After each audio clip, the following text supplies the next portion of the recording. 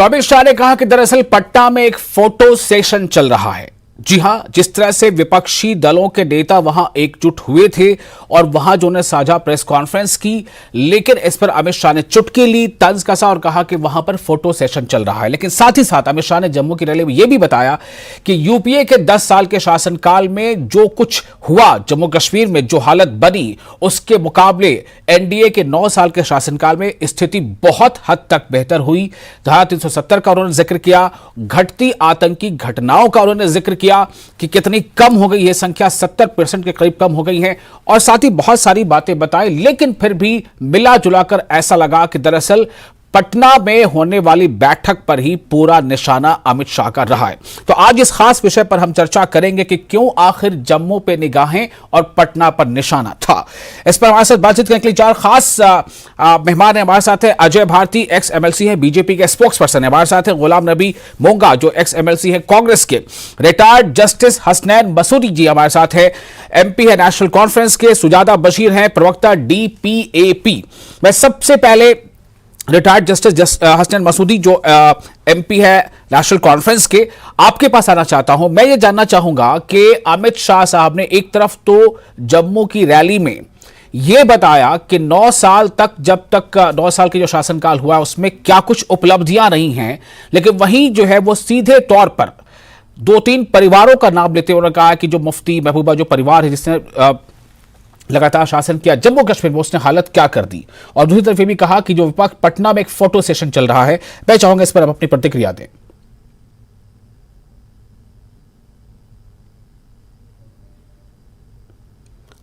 जी, जो मीटिंग है इस आज हुई, तो दरअसल ये सारा जो एक ये प्रयास जो है वो आईन को बचाने का है, आईन के तहफ़्फ़ुज़ का है। देखिए, जिस तरीके से आईन को पामाल किया जा रहा है, आईन को रोंदा किया जा रहा है, वो जम्मू कश्मीर का खुसूसी दर्जा खत्म करने की बात हो, यहाँ के 2 यूटीज, एक स्टेट को आईन के खिलाफ, आईन को नजरअंदाज करते हुए 2 यूटीज में तकसीम करने की बात हो, फार्मूलाज की बात हो, या और कोई भी जो इक़दाम किए गए, सब आईन के खिलाफ हैं। और ये जो इस वक्त कोशिश हो रही है, ये जेन्युइनली हो रही है कि आईन को बचाने के लिए। ये इक़दार की कोई कशमकश नहीं है, ये इक़दार हासिल करने की बात नहीं है जी। बात ये, जैसे उमर अब्दुल्ला साहब ने आज वाज़ह किया, बात है कि ये आईन को बचाने की, क्योंकि आईन एक जमानत हमें देता है एक फेडरल सिस्टम में कि आईन के मुताबिक हर कदम उठाया जाए। लेकिन क्या हो रहा है कि आईन के विरुद्ध में, आईन को रोनते हुए, आईन को पामाल करते हुए इक़दाम किए जा रहे हैं। और उसका सबसे बड़ी मिसाल है वो जम्मू कश्मीर की है, जहाँ सबसे ज्यादा जो आईनी की जमानतें थी, आईन की जो गारंटीज थी, उनको पामाल किया गया, नजरअंदाज किया गया, और एक रियासत के 2 हिस्से किए गए, जबकि आईन इसकी इजाजत नहीं देता है। और 370 जो कॉन्सेंसस से हुआ था, देखिए 1950 में जो 370 धारा 370 थी, आर्टिकल 370 था, उसमें वो सब मौजूद थे जिनका जिक्र आज होम मिनिस्टर ने किया, उनकी तायीद से हुआ। मुझे कहिएगा, क्या एक भी व्यक्ति ने, एक भी मेंबर ने उस वक्त विरोध उसका किया? क्या एक ने भी कोई अमेंडमेंट, कोई तरमीम की कोई मुंह लाई? क्या एक ने भी उसकी मुखालफत में बोला? 1952 तक कोई भी शख्स जो उसमें मौजूद थे और जिनका जिक्र आज होम मिनिस्टर ने किया, वो मौजूद थे। और ये बिल्कुल एक कंसेंसस से जो जम्मू कश्मीर को जमानत दी गई। लेकिन क्या हुआ, तब से जम्मू कश्मीर को जो भी आईनी जमानतें दी गई थी, जो भी खुसूसी दर्जा दिया गया था, जो भी अंदरूनी खुदमुख्तारी दी गई थी, उसको पाई उसको पामाल करने के इक़दाम किए। ये 1953 की बात हो, जब यहाँ के एक मुंतखब वजीर आज़म को माजूल किया गया गैर जमहूरी तरीके से। 1966 की बात है, जब रियासत के जो सदर रियासत थे और वजीर आज़म थे, उन अहदों को बर्खास्त किया गया, या उसके बाद के जो इक़दाम, और इसकी इंतहा पहुंची 5 अगस्त 2019 को। उस अप्रोच की, उस सोच की, जम्मू के कश्मीर के लोगों को महरूम करने की जो थी, वो पहुंची, वो इंतहा को पहुंची 5 अगस्त को, जब आईन को। बिल्कुल, मैं आपकी बात समझ गया कि जो कोशिश चल रही है उसका दरअसल एक मकसद है। आप जैसा बता रहे हैं कि विपक्षी पार्टियां जो एक साथ है, उसका मकसद ये है। मैं बस फर्स्ट रिएक्शन पहले फर्स्ट राउंड में ले रहा हूं, आप हमारे साथ बने रहे। हमारे साथ अजय भारती है, एक्स एमएलसी बीजेपी और स्पोक्स पर्सन है। भारती जी, ये जो कुछ है जम्मू में आज, जिस तरह से अमित शाह साहब ने यूपीए के शासनकाल का ये उन्होंने एक तरह से उसका डिफरेंस बताया कि कैसे यूपीए में हालात क्या थे, अब एनडीए के शासनकाल में हालात क्या हैं। लेकिन कहीं ना कहीं आज ऐसा लगा कि पूरी की पूरी रैली जो है वो पटना ओरिएंटेड हो गई, यानी पटना पर फोकस हो गई, पटना पर निशाना साधते हुए खत्म हो गई।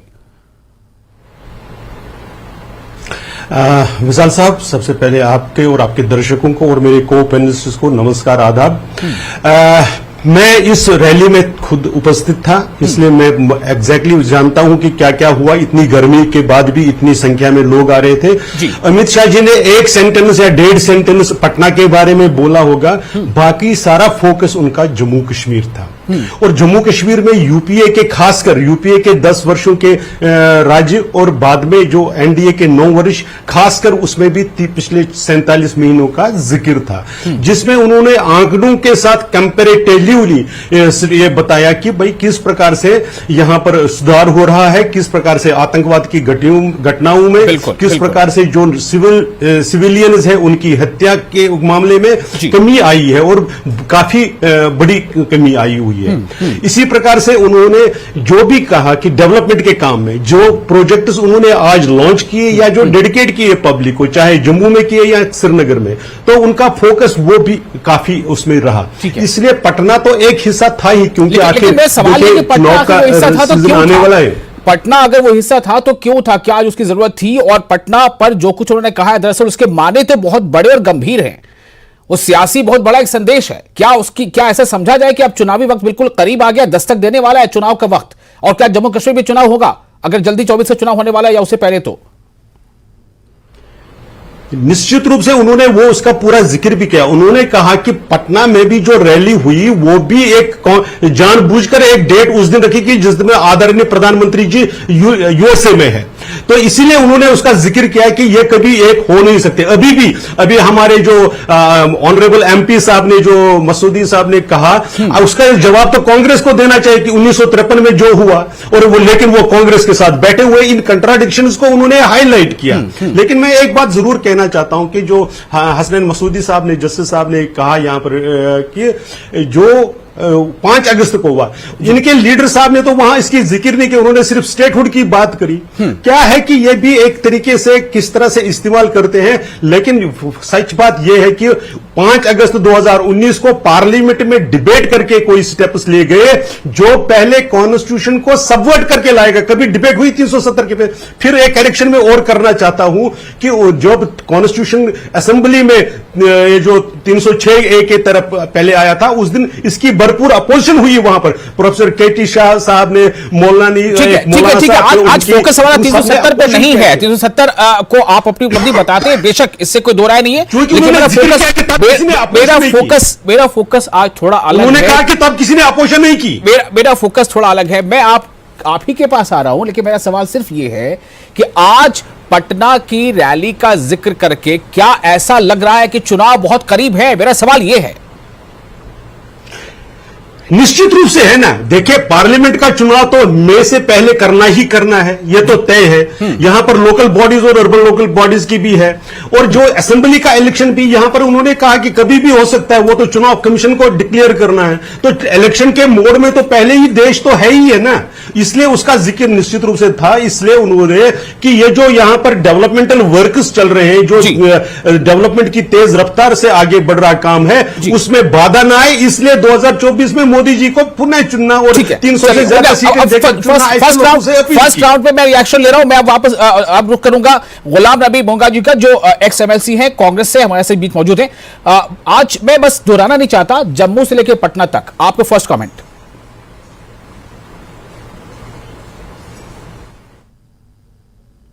जी, आपकी आवाज नहीं आ रही है, शायद आपको अनम्यूट करना पड़ेगा। आपका शुक्रिया जी, और जो हमारे पैनलिस्ट हैं उनको सलाम और आदाब।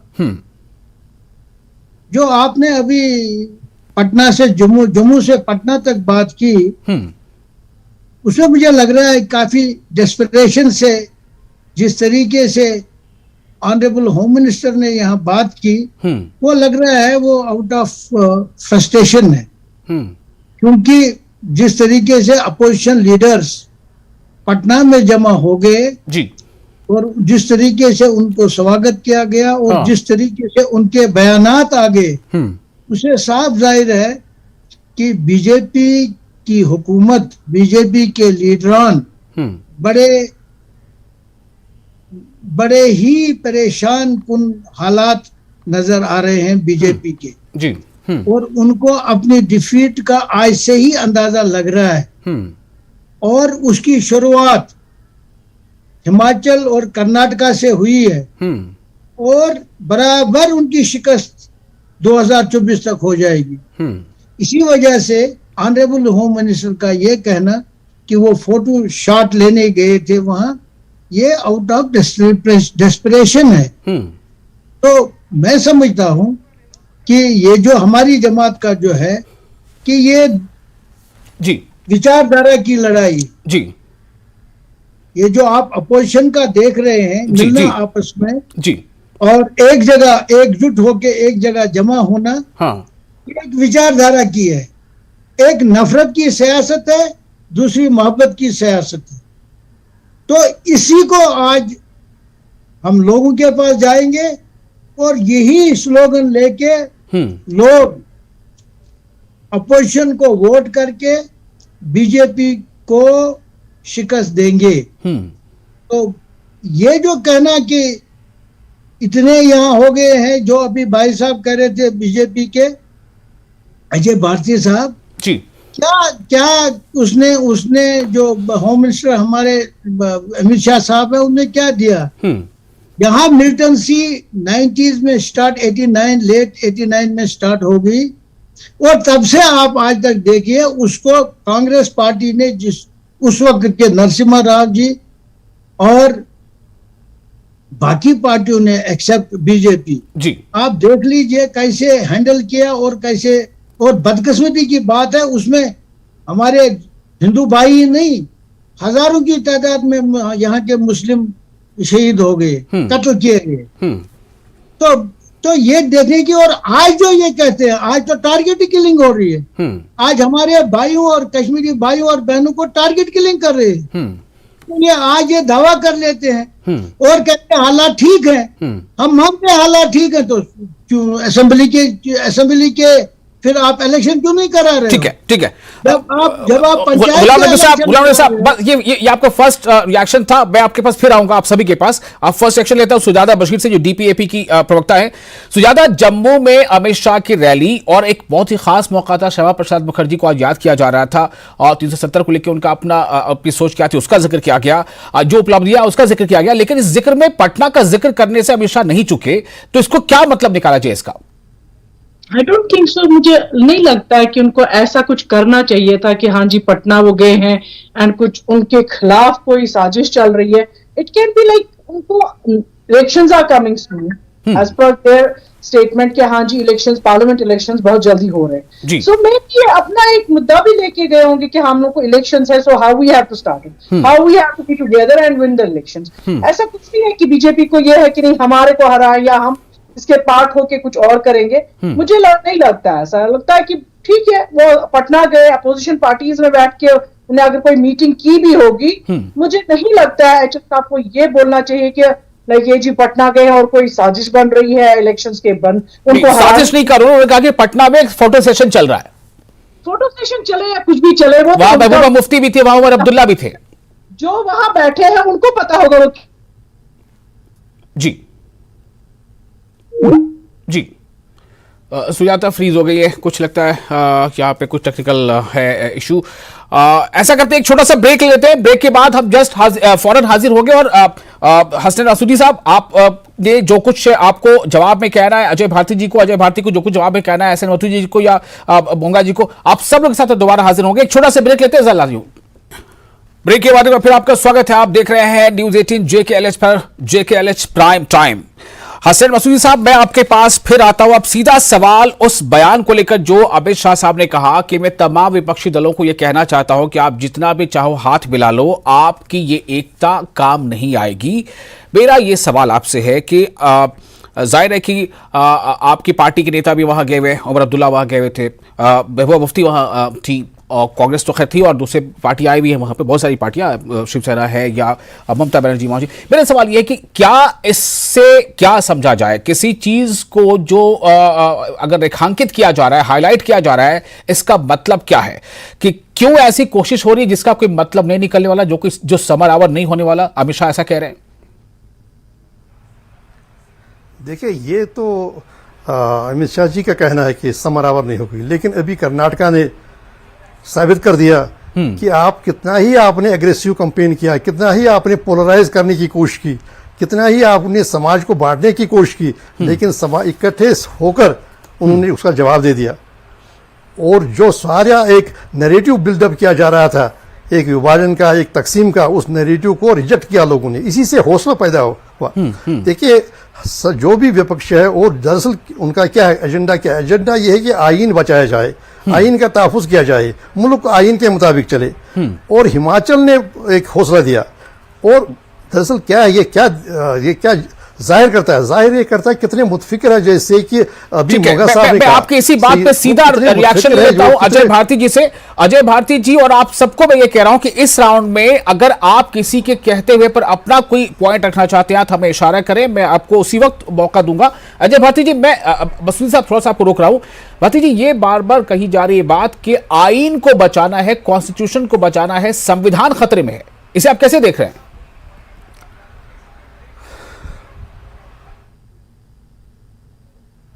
अजय भारती जी, पामाल हुआ, उसकी कब डिसरेस्पेक्ट हुई? हाँ, मेरी आवाज आ रही है? हाँ बिल्कुल, बोलें। हेलो, हाँ। तो आइन या तकसीम कब हुआ? 1947 में देश को किसने तकसीम किया? वो डिवीजन किसने किया था? और या उसके बाद कश्मीर में 1990 में किसने किया? और अपनी जिम्मेवारियों को छोड़कर कौन भाग गए? इसलिए इस चीज को तो कोई ज्यादा मतलब मैं मानता नहीं हूं। वास्तविकता यह है कि भारतीय जनता पार्टी के खिलाफ ये सब लोग हमेशा इकट्ठे थे। कब नहीं थे? आप यहां पर भी जब जीके पीडी ने डीडीसी के इलेक्शन लड़े, इकट्ठे ये लड़े सब लोग। तो हमें इसका अंतर नहीं पड़ता है, क्योंकि ये शुरू से ही हम इसी प्रकार से लड़ते रहे हैं। हां, हमारा भरोसा, हमारा संबल, हमारी ताकत देश की जनता है, जो इस चीज को समझती है। जहां तक कर्नाटक और हिमाचल का ताल्लुक है, दोनों जगह अगर देखेंगे आपकी सीटों के उसमें अंतर जरूर आया होगा, लेकिन हमारे वोट बैंक में कोई फर्क पड़ा क्या? एक दूसरा, जो उन्होंने वहां पर प्रॉमिस की थी, जिस तरह से लोगों को वर्गलाने की कोशिश की, आज सारे के सारे वो पांचों के पांचों मुद्दे पर वो मुकर गए। पहले ग्रेजुएट्स को सबको देने की बात कर रहे थे, 3-3 हजार, अब कह रहे कि जो सिर्फ 2023 में ग्रेजुएट साहब कहा जा रहा है कि हिमाचल और कर्नाटक आपने लोगों को वर्गला कर जीता है। के अलावा कुछ भी नहीं।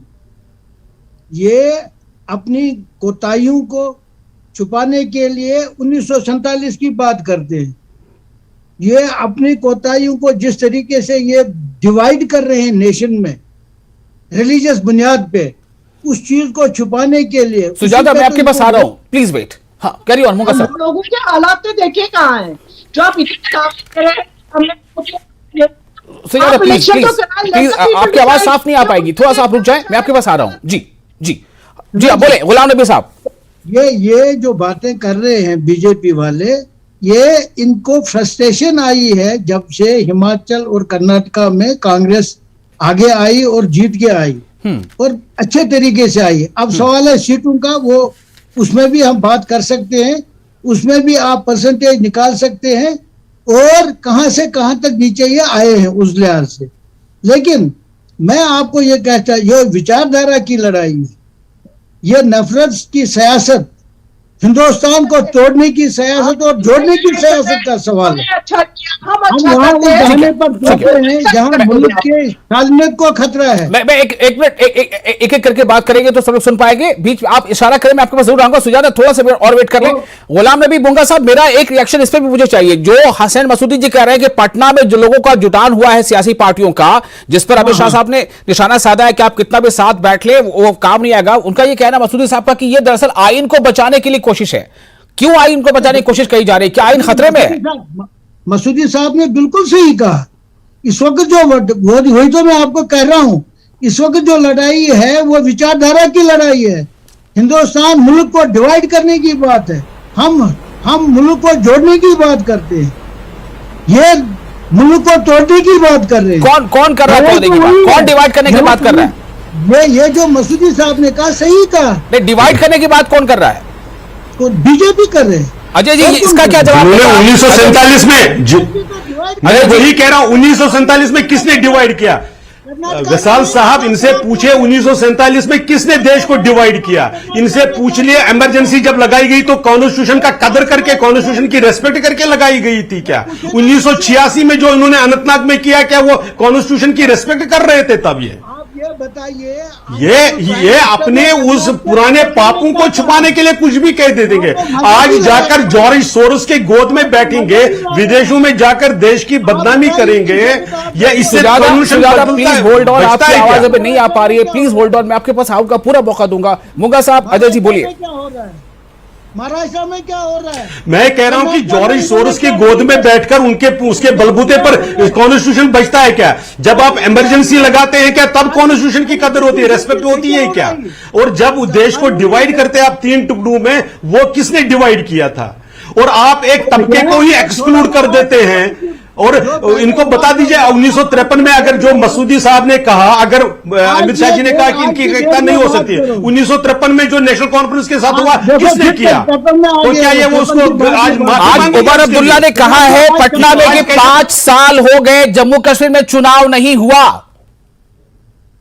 असेंबली का। पहली बार ऐसा नहीं हुआ ना, ये पहली बार नहीं हुआ, लेकिन आज तो डेमोक्रेसी स्ट्रांग है ना। हुआ था 1996 में। जो आपने गलतियां की है देश के खिलाफ, जो आपने किया है, आप लोगों को ठीक है, कहते ठीक है, हो- ठीक है, ठीक है, ठीक है, एक मिनट, वो तो सारी गुलाम नबी मुल्ला साहब और अजय भारती जी, मैं आपसे दरख्वास्त करूंगा थोड़ा सा रुक जाएं। सुजाता काफी देर से बोलना चाह रही है, टेक्निकली उनकी आवाज हम सुन नहीं पा रहे थे। सुजाता बोलें। मुझे एक बात बताएं, आप वोटिंग क्यों नहीं करवा, इलेक्शंस क्यों नहीं करवा रहे हैं? आप लोगों ने बोला हमें मुस्लिम वोट की जरूरत नहीं है कर्नाटक में, आज देखा आप लोगों ने क्या हाल हो गया बीजेपी का। आप यहाँ वोटिंग इलेक्शन तो करवाइए, यहाँ वोट तो लोगों को देने दीजिए। आप जीतेंगे या आपको जीतेंगे, जो जीतेगा वो रिजल्ट पता इलेक्शन के बाद आप Sujata, I am very sorry, आपकी आवाज हम नहीं सुन पा रहे हैं ठीक से। आप थोड़ा मीडियम पिच पर बोलें, ज्यादा मुझे लगता है कि तेज बोलने से शायद आवाज में कुछ डिस्टर्बेंस आ रही है। कोशिश कीजिए एक बार। जी जी प्लीज। सही है, आप लोग हिंदू मुस्लिम उठवाएंगे वो सही है, और जो यहाँ लोग मर रहे हैं उनको आपकी कोई पर G20 हुआ, what happened? Only BJP people were sitting over there, why not other party people? वो क्या कर रहे थे? तो G20 बीजेपी के लिए खाली के कौन गए थे? क्या बीजेपी के प्रेसिडेंट थे? बीजेपी के कौन थे वहां? थोड़ी और देखिए, आप क्या गलत बयानी कर रहे हैं? G20 में G20 के देशों से लोग आए थे, ये गलत प्रोपेगेंडा करने का इजाजत कैसे दिया जा सकता है? they were all from the BJP. झूठ बोल रहे हैं। देखिए, अब आई एम वेरी सॉरी, कुछ सिग्नल कौन बीजेपी का बताइए ना, एक नाम बता दीजिए। सिग्नल गड़बड़ है। अजय जी, मैं भी पूरी बात सुन नहीं पा रहा हूँ। बिल्कुल बिल्कुल बिल्कुल, एक मिनट। मुझे लगता है शाहनाबी को भूल चुके हैं। मुझे लगता है आप लोग इतने गुस्से में बोलने की क्या जरूरत है? सिग्नल थोड़ा वीक है, मुझे हमारी लगता है पहली सुजाता की ऐसे आवाज हम लोग ठीक से गुस्से नहीं में सुन क्यों पा बोल रहे हैं। अगर आप सब लोग खामोश हैं तो सुजाता की बात थोड़ी सी सुन पाएंगे ठीक से, सुजाता जी की आवाज को। जी सुजाता जी बोले एक बार, फिर कोशिश करें। जी आप देखिए बीजेपी के कितने लोग G20 में तक बैठे थे। G20 कंट्री के लिए हुआ था, न कि आपकी पर्सनल ये प्रॉपर्टी थी कि जिसको आपने अपनी पार्टी के लिए बनाया था। आप लोग साहब कैसे अलाउ कर सकते हैं? ऐसा नहीं है। देखिए, अब जो जिस शासन जिस पार्टी की सरकार है, और वो सरकार अगर नहीं, कौन अच्छे से होते किसी वहां? ये एक बताइए विश्व ना। जैसा एक विश्व पटल के कार्यक्रम को करती है, तो क्यों ना उसका क्रेडिट ले। ठीक है, हसनैन मसूदी साहब, मैं आपके पास आना चाह रहा हूं। सुजाता की आवाज लगातार डिस्टर्ब हो रही है। हसनैन क्यों मसूदी नहीं? साहब, क्योंकि क्या यहाँ इलेक्शन नहीं करवा रहे? आपको डर है कि हम लोग हार जाएंगे? आप इलेक्शन तो करवाइए। गुस्से में क्यों बोल रहे हैं आप? मेरे क्या हो रही है? लोग क्या चाहते हैं? गुस्सा जायज नहीं है। क्या करें? सुजाता यही सवाल उठा रही हैं कि अगर हालात बहुत बेहतर हो गए हैं जम्मू कश्मीर में तो असेंबली के इलेक्शन करा लिए जाते तो बेहतर था, इलेक्शन क्यों नहीं कराए जा रही है? सुजाता का सवाल मैं इसलिए दोहरा दे रहा हूं क्योंकि आवाज उनकी थोड़ी सिग्नल प्रॉब्लम है, तो आवाज प्रॉपर्ली नहीं आ पा रही है। हसन मसूदी साहब मैं आपके पास आना चाहता हूं जी। आप अजय भारती जी आपको हसन मसूदी साहब को आपस में ही बात कर लेनी है क्योंकि एक दूसरे का पॉइंट जो है वो बिल्कुल बड़ा अगेंस्ट जा रहा है। हसन मसूदी साहब आप कह रहे हैं कि आइन को बचाने की कोशिश है, आइन को बचाने के लिए ये एक साथ पार्टियां एक साथ आ रही हैं, लेकिन अमित शाह साहब ने रैली में आज कहा कि यही वो 2-3 खानदान जिन्होंने जम्मू कश्मीर को तरक्की की रफ्तार में पीछे कर दिया। देखिए ये पुरानी आदत है खानदान। अब मुझे देखिए 5 अगस्त को जो उन्होंने असल्ट किया 2019 को जम्मू कश्मीर पर और जम्मू कश्मीर के 2 हिस्से किए।